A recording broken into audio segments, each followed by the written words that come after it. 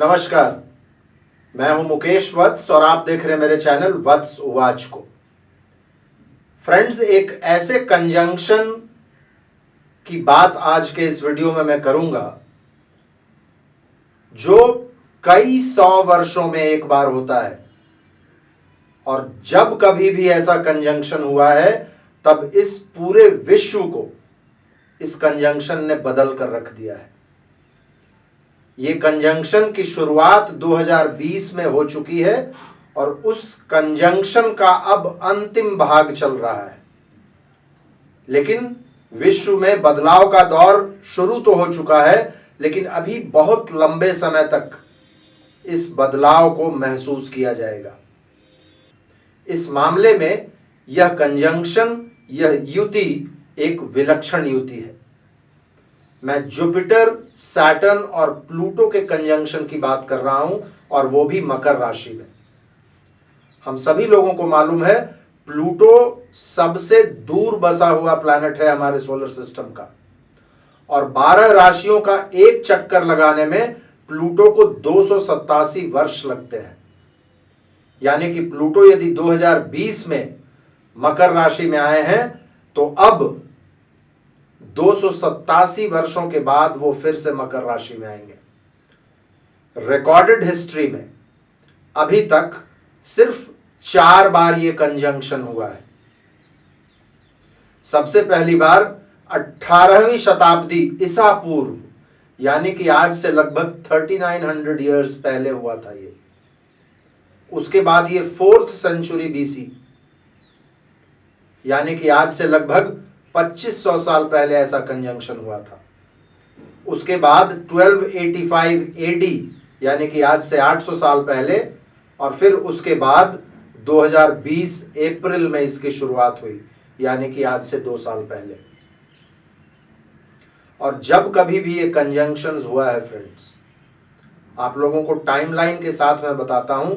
17वीं 18वीं शताब्दी ईसा पूर्व में जब ये कंजंक्शन हुआ था, उस समय में भारत की सिंधु घाटी सभ्यता फल फूल रही थी, और एक नई सभ्यता की शुरुआत बेबीलोन में हुई थी, जो आज का मॉडर्न ईरान है। और उसी समय से लॉ को कोडिफाई करने का तरीका ढूंढा था हम लोगों ने। हम्मुराबी कोड्स का आपने नाम सुना होगा। ये जो पीनल कोड्स हैं, संविधान लिखने की प्रथा, कानून को रिटन फॉर्म में लिखने की शुरुआत वहीं से हुई थी। नई सभ्यताओं का विकास वहीं से शुरू हुआ था। उसके बाद 4th सेंचुरी बीसी में जब यह कंजंक्शन हुआ, उस समय में ग्रीक साम्राज्यवाद का उदय हुआ। उसी के बाद सिकंदर ने भारत पर सबसे पहला आक्रमण किया था। वो सबसे पहला रिकॉर्डेड है कि किसी पश्चिमी आक्रांता ने पहली बार भारत पर आक्रमण किया था। भारत एक सभ्यता के रूप में फल फूल रहा था, और भारत एक बहुत ही सशक्त सभ्यता था। लेकिन 1285 एडी में जब नेक्स्ट कंजंक्शन हुआ जुपिटर, प्लूटो एवं सैटर्न का कैप्रिकॉर्न में, तब तक भारत नीचे गिर रहा था। 1193 ईस्वी में नालंदा को आग लगा दिया गया था। विक्रमशिला, तक्षशिला एवं तिलकोदिक जैसे यूनिवर्सिटीज, जहां पूरी दुनिया से विद्यार्थी आकर पढ़ते थे, वो धूल धूसरित हो चुके थे। और इसी समय में पश्चिम में, यानी कि यूरोप में, नए यूनिवर्सिटीज का उदय हो रहा था। चाहे वो ऑक्सफोर्ड यूनिवर्सिटी हो, चाहे वो कैम्ब्रिज यूनिवर्सिटी हो, यूनिवर्सिटी ऑफ पेरिस हो, या यूनिवर्सिटी ऑफ पैडुआ हो। 1285 आते आते ये सब स्थापित हो चुके थे। तो एक तरफ भारत यानी कि पूरब का अस्त हो रहा था और पश्चिम का उदय हो रहा था।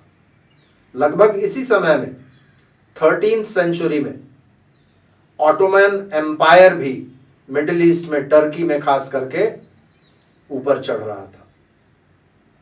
लेकिन यहां से जो शुरुआत हुई उसमें भारत नीचे जाता गया और पश्चिम ऊपर आता गया।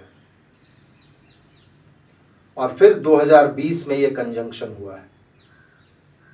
इस कंजंक्शन के बदलाव को समझने से पहले जरा एक बार हम लोग इसको ब्रेकअप करके देख लेते हैं। सैटर्न प्लूटो का कंजंक्शन क्या करता है, जुपिटर प्लूटो का कंजंक्शन क्या करता है, मकर राशि का मतलब क्या होता है। जब इसको इस तरीके से देखेंगे तब आपको आगे आने वाले बदलाव और बहुत ही स्पष्ट तरीके से दिखेंगे। फ्रेंड्स, याद रखिए, मकर राशि में इस कंजंक्शन के विषय में मैं इसलिए बात कर रहा हूं क्योंकि मकर राशि एक बहुत ही इंपॉर्टेंट राशि है।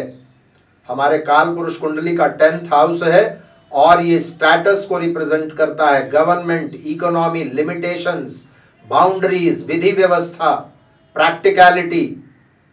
हमारे कर्म, एक बहुत ही कार्मिक राशि है मकर राशि, और शायद इसीलिए इसके जो स्वामी हैं वो भी एक बहुत ही कार्मिक प्लैनेट शनि है। प्लूटो के मकर राशि में आने से क्या होता है, प्लूटो एक अंडरवर्ल्ड है, प्लूटो अंधकार है, प्लूटो गहराई में छुपी हुई चीजें हैं, प्लूटो डेथ है, डिजेनरेशन है, और उस डेथ और डिजेनरेशन के बाद आने वाला ट्रांसफॉर्मेशन है प्लूटो। तो प्लूटो जब कभी भी मकर राशि में प्रवेश करता है तो वह विधि व्यवस्था को चैलेंज करता है, उसको खत्म करके एक नई व्यवस्था की शुरुआत करना चाहता है। मैं सैटर्न और प्लूटो की बात कर रहा था। सैटर्न प्लूटो यदि मकर राशि में ना भी हो, दूसरी राशियों में भी साथ आए, 40-41 वर्ष में सैटर्न एवं प्लूटो का मिलन होता है। जब कभी भी सैटर्न और प्लूटो साथ आते हैं तो ये कॉन्फ्लिक्ट्स बढ़ाते हैं, बीमारियों को लाते हैं, डेथ्स लाते हैं, मृत्यु। वैसे भी आप लोगों को बता दूं, भारतीय शास्त्रों में प्लूटो को यम कहा गया है, मृत्यु का कारक, और पश्चिमी विद्वान भी अब ये मानने लगे हैं कि प्लूटो इज द कारका फॉर डेथ।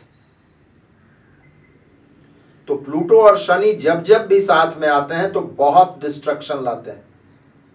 आप 4th सेंचुरी का एथेंस का प्लेग ले लीजिए, या यूरोप का प्लेग ले लीजिए, स्पेनिश फ्लू ले लीजिए, रशियन प्लेग ले लीजिए, चाइनीज फ्लू ले लीजिए, second world war, first world war, आप हर बार की कुंडली निकाल कर देखिए, सैटर्न और प्लूटो आपको एक रिलेशन में दिखेंगे। ये स्प्लिट्स क्रिएट करते हैं, ये डेथ क्रिएट करते हैं, और उसके बाद ट्रांसफॉर्मेशन लाते हैं। प्लूटो डेथ का कारक है, लेकिन ऐसा डेथ लाता है प्लूटो जिसके बाद विशुद्धिकरण आए, जिसके बाद परिमार्जन आए। जुपिटर और प्लूटो की एक अलग कहानी है, और जब भी जुपिटर और प्लूटो की बात आती है तो एक बहुत ही famous astrologer mister Alan White मुझे याद आते हैं। उन्होंने अपने पुस्तक में जुपिटर और प्लूटो के कंजंक्शंस के बारे में बहुत ही विस्तार से लिखा है। उनका कहना है कि जुपिटर और प्लूटो जब जब साथ आते हैं तब ये छोटे चीज़ों को बड़ा बना देते हैं और बड़े चीज़ों को बहुत ही छोटा बना देते हैं। और मेरा भी अपना पर्सनल एक्सपीरियंस है कि जब जब जुपिटर और प्लूटो साथ आए हैं तब तब टेलीस्कोप और माइक्रोस्कोप के क्षेत्र में हम लोग काफ़ी आगे बढ़े हैं। टेलीस्कोप क्या करता है, दूर के चीज़ों को बहुत पास लाकर खड़ा कर देता है, यानी कि बहुत बड़े चीज़ों को छोटा बना देता है। और माइक्रोस्कोप क्या करता है, माइक्रोस्कोप बहुत ही छोटे माइक्रो ऑर्गेनिजम्स को बहुत बड़ा करके हम लोगों के सामने पेश करता है। जुपिटर और प्लूटो भी जब साथ आते हैं तो एक अलग तरीके का बदलाव लाते हैं। आप इनका भी हिस्ट्री देखिएगा तो आपको समझ में आ जाएगा। 1943 में जब जुपिटर और प्लूटो साथ आए थे तो उस समय में हिटलर को पहले हार का स्वाद चखना पड़ा था। कुर्स्क के युद्ध में यूएसएसआर की लाल सेना ने हिटलर को पहली मात दी और वहीं से हिटलर नीचे जाता चला गया। 1943 से ही मुसोलिनी, जो कि इटली का एक ऑटोक्रेट, एक डिक्टेटर था, उसके अंत की शुरुआत हुई थी। जुपिटर और प्लूटो जब भी साथ में आते हैं तो ऑटोक्रेटिक व्यवस्थाओं का अंत लाते हैं।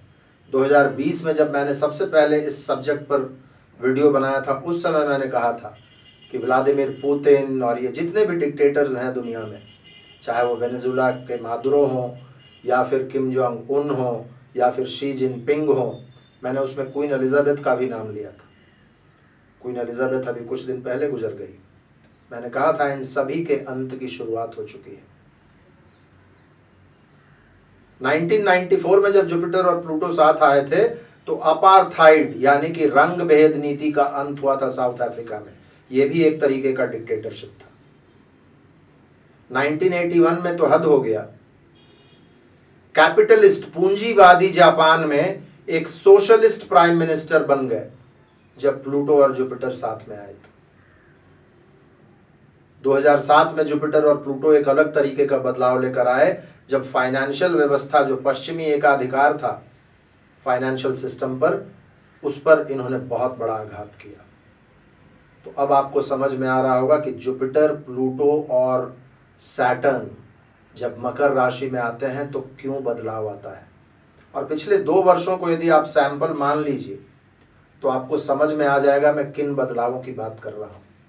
पिछले 2 वर्षों में इस कंजंक्शन ने, और याद रखिए ये कंजंक्शन अभी खत्म नहीं हुआ है, सैटर्न अभी भी वक्री होकर मकर राशि में ही है और प्लूटो के साथ उनका कंजंक्शन जारी है। और इस कंजंक्शन का असर आगे आने वाले कई 100 वर्षों तक देखा जाएगा। अभी तो सिर्फ 2 वर्ष हुए हैं। आप देखिए इन 2 वर्षों में इस कंजंक्शन ने हमारे जीवन के कौन से क्षेत्र को अछूता छोड़ा है। इस कंजंक्शन के बनते ही पूरी दुनिया में लॉकअप लग गया। हम किस तरीके से अपने जानने वालों के साथ, पहचानने वालों के साथ इंटरैक्ट करते हैं वो पूरा बदल गया।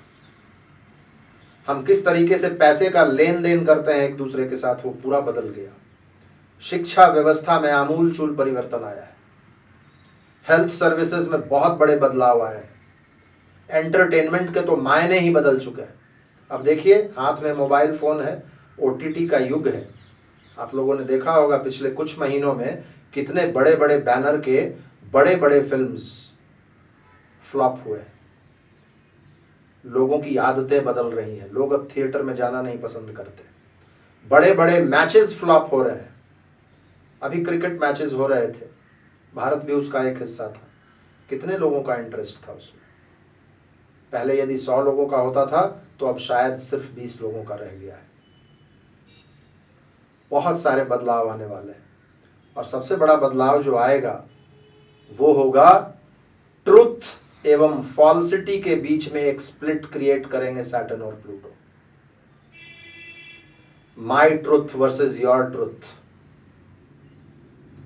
और इसमें सबसे ज्यादा प्रभावित होंगे हमारे पॉलिटिशियंस, हमारे रिलीजियस लीडर्स और हमारे बड़े बड़े बिजनेस हाउसेस। हमारे गवर्नमेंट्स ने तो हम लोगों को एक तरीके से बांध कर रख दिया। हमारा पर्सनल फ्रीडम अब कुछ है ही नहीं। हम क्या करते हैं, कहाँ जाते हैं, किससे मिलते हैं, किसको पैसा देते हैं, किससे क्या बातें करते हैं, क्या हमको खरीदना चाहिए, क्या नहीं खरीदना चाहिए, हर चीज को इन्फ्लुएंस किया जा रहा है हमारे गवर्नमेंट्स के द्वारा, कंपनियों के द्वारा और हमारे रिलीजियस लीडर्स के द्वारा। सबसे ज्यादा परेशानी यदि आएगी किन्हीं को तो इसी 3 वर्ग को आएगा। लोग अपने फ्रीडम के लिए, अपने पर्सनल स्पेस के लिए, अपने व्यक्तिगत स्वतंत्रता के लिए गवर्नमेंट्स के खिलाफ खड़ा होंगे और कहीं ना कहीं उसकी शुरुआत भी हो चुकी है। बहुत सारे देशों में हम ये देख रहे हैं।